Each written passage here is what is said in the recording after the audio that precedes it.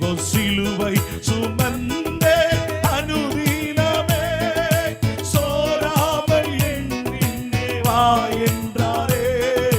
சிலுவை சுமந்தே அனுதினமே சோராமல் என்னே வா என்றாரே.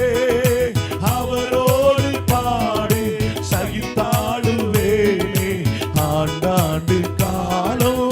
சபரகலகரே ஒரமன கலரபலோடு பாடு சகித்தாடுவேனே ஆண்டாண்டு காலம் ஜெயமாகவே.